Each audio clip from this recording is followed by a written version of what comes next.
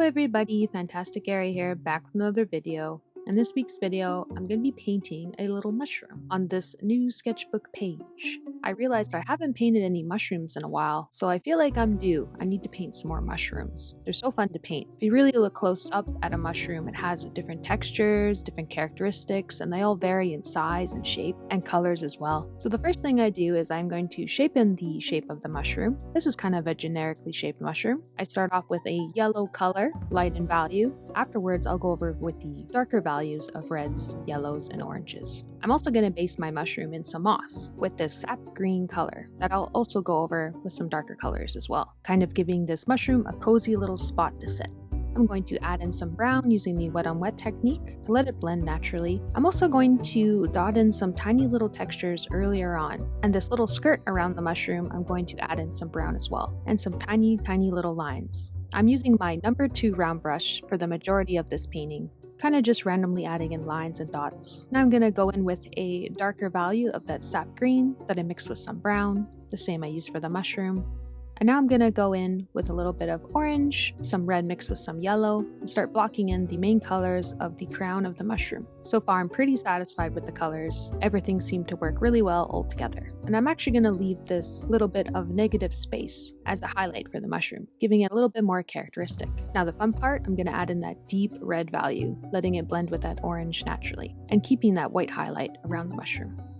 While I'm waiting for that to dry, I'm going to go in back to the stem of the mushroom and contrast in a little bit darker values and textures, defining the shape a little bit more and later on the shadow. Sometimes really all you need is one brush. If you're really good with your brush handling and strokes, you can get tiny little details with the tip of your brush if you're very careful. Adding in the little textures I think was my favorite part of this mushroom painting. I went in loosely, had a lot of fun, and I let the process flow into my hand, into the painting.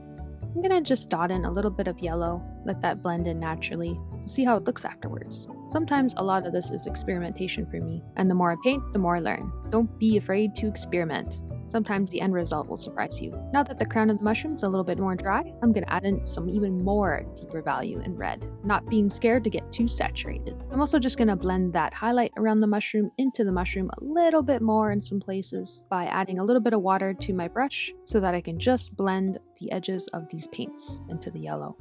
While I'm waiting for that to dry, I'm going to go back to the grass and add in even a darker sap green value by mixing in more brown into the green. And then I'm going to add some wispy flicks of grass with my number 1 fine liner. I could have done this with my number 2 brush, but I really love this brush. It's so much fun. And I'm going to drag those colors that are still wet out to be more grass, taking advantage of the paint and the brush. And here's the final result. I'm excited to fill this whole page with more little mushrooms, colors, the different shapes. I find mushrooms to be so fascinating with their textures, their shapes, and their colors. And I noticed around where I live, there's been mushrooms popping up. As where I live, we are in late August, so autumn is just around the corner. So this mushroom here is called the Hahnemuhle muscaria, or the Fly Agaric mushroom. They kind of grow around where I live, and they're really cool. You can find them in yellow or red, and they have these white bumps on the top of their crown, which I actually added the white bumps with my 08 Jelly Roll white pen. I should have used my gouache, but I used the Jelly Roll white pen, and I kind of went over it with my white and yellow watercolor paints to kind of make it a little bit more creamier looking. But yeah, these mushrooms are really pretty, not edible. So pretty much I'll fill the rest of this page with mushrooms, and I'll share the names with you guys in next week's video. I hope you guys enjoyed this video. Thank you so much for your comments. They really make my day and make me so happy. Please like and subscribe if you want to see more. Videos are every Friday. You can find me in the social medias and the link in the description below, as well as my imprint shop if you want to purchase prints or stickers. That about sums it up for this video, guys. Thank you again so much for watching, and I'll see you next week. Bye bye.